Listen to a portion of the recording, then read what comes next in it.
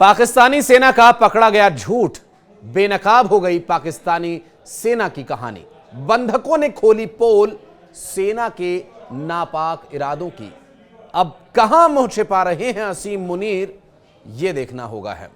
जी हां, पाकिस्तानी सेना को उनके स्थानीय नागरिकों ने कर दिया है बेनकाब। इस वीडियो के अंत तक बने रहिएगा, पूरी कहानी आपको बताएंगे कि आखिर पाकिस्तान में चल क्या रहा है, वहां के नागरिकों की कितनी इज्जत, कितनी फिक्र करती है वहां की सेना, ये बताएंगे। नमस्कार, मैं हूं आशीष त्रिपाठी और इस वीडियो में आपको अब बताते हैं, यूं तो पाकिस्तानी सेना पूरी दुनिया में बदनाम है, लेकिन अब उनके अपने नागरिक ही ये बता रहे हैं कि उनकी सेना ने उन्हें रिहा नहीं करवाया, बल्कि बलूचिस्तान के उन आतंकवादी संगठनों जैसे BLA कहा जाता है, खुद ही उन्होंने छोड़ दिया। दरअसल पाकिस्तानी अफसर और सैनिक BLA के पांव पकड़े हुए हैं, उनके जान को बख्श दिया जाए इसकी गुहार लगा रहे हैं। पाकिस्तान में BLA यानी बलूच लिबरेशन आर्मी ने मंगलवार को जाफर एक्सप्रेस पर हमला कर उसे हाईजैक कर लिया और BLA ने बयान जारी कर बताया कि 214 पैसेंजर्स को बंधक बनाया गया है और जबकि 30 पाकिस्तानी सैनिकों की हत्या कर दी गई है। बलोच उग्रवादियों ने बंधकों को युद्धबंदी कहा और BLA ने अपने लड़ाकों की रिहाई के बदले इन बंधकों की अदला बदली करने के लिए सरकार को 48 घंटे का अल्टीमेटम दिया था। वो 48 घंटे लगभग खत्म ही समझिए और अब BLA का अब कहना यह है कि फैसला नहीं बदलेगा।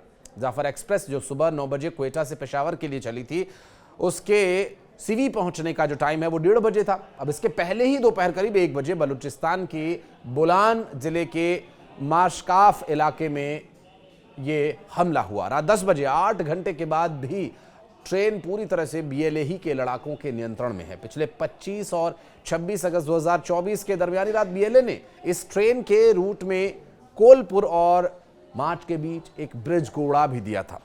इसके बाद ट्रेन की सर्विस को रोकना पड़ा। 11 अक्टूबर 2024 का अगर जिक्र करें तो ट्रेन सर्विस फिर से शुरू की गई। बलूच लिबरेशन आर्मी ने बुलान के माशफाक में गुडालार और पीरू कुनरी के बीच इस हमले को अंजाम दिया। इस इलाके को घेरा और ये एक पहाड़ी इलाका है जहां पर 17 सुरंगें हैं और इसके चलते ट्रेन को बहुत धीमी गति से चलना होता है। इसका फायदा उठाकर BLA ने ट्रेन पर हमला कर दिया। सबसे पहले बलूच आर्मी ने मशफाक में टनल नंबर 8 में रेलवे ट्रैक उड़ाया था और जाफर एक्सप्रेस के डिरेल किए जाने के बाद BLA ने फायरिंग शुरू कर दी। इस फायरिंग में ट्रेन का ड्राइवर भी घायल हो गया। इस ट्रेन में सुरक्षा बलों और पुलिस और ISI के एजेंट्स भी सफर कर रहे थे। हम उन्हीं ISI एजेंट्स, पुलिस के अफसर, पाकिस्तानी सेना के जवानों की बात कर रहे हैं जिन्होंने ये दावा किया कि जो बंधक रिहा किए गए पाकिस्तानी सेना के प्रयास से किए गए और वो जो बंधक छूट कर आए हैं, उनका कहना है कि ऐसा कुछ भी नहीं हुआ है।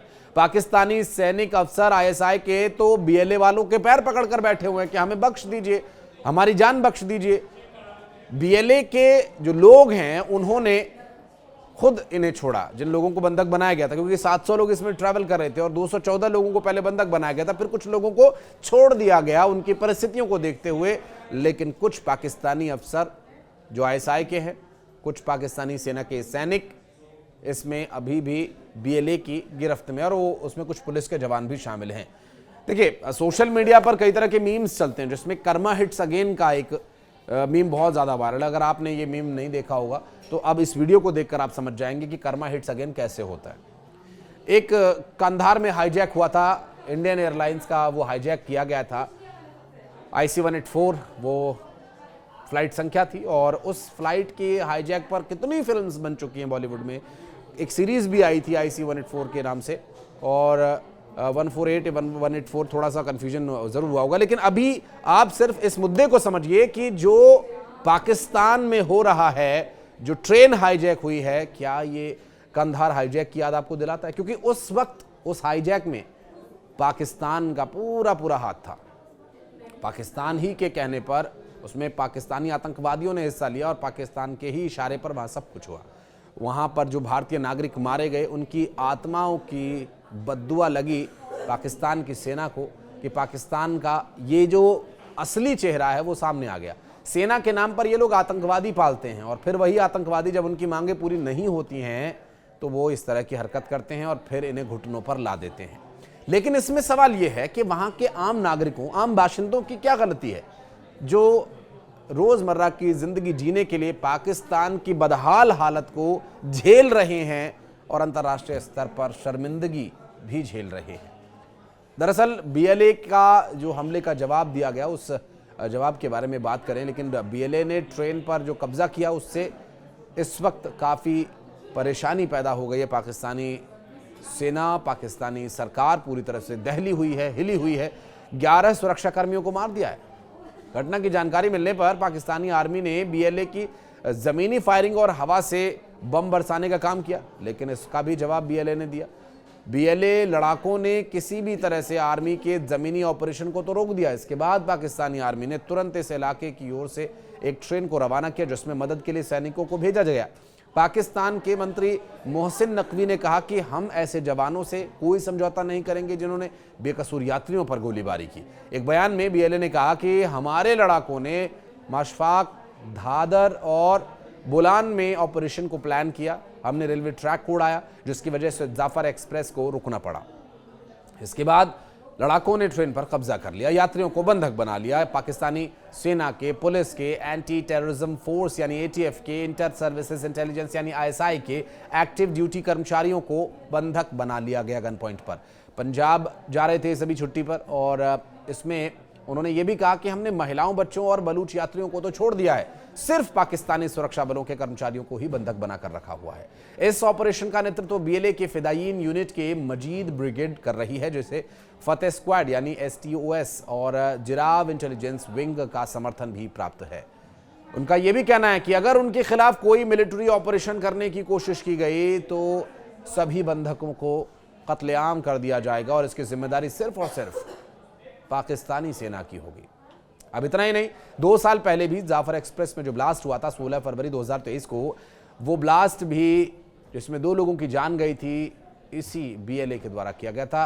और ये ट्रेन टिचावतनी रेलवे स्टेशन को उस वक्त पार कर रही थी और हमले की जिम्मेदारी उस वक्त तहरीक-ए-तालिबान ने ली थी, माफ कीजिएगा। और ये बलोच लिबरेशन आर्मी का हमला नहीं था, ये टीटीपी का हमला था। तो वहीं पिछले साल 14 नवंबर 2024 को ये जो क्वेटा रेलवे स्टेशन पर बॉम्ब ब्लास्ट हुआ था जिसमें 26 लोगों की मौत हुई, 50 से ज़्यादा लोग इसमें घायल हुए थे, तब भी हमले की जिम्मेदारी एक militant group Baloch liberation army ने ही ली थी। और इस पूरे हमले में और अब जो हाईजैक हुआ है ट्रेन का, साफ नजर आता है आईएसआई का फेलियर, क्योंकि आईएसआई तो भारत के खिलाफ साजिशें रचने में जुटा हुआ है।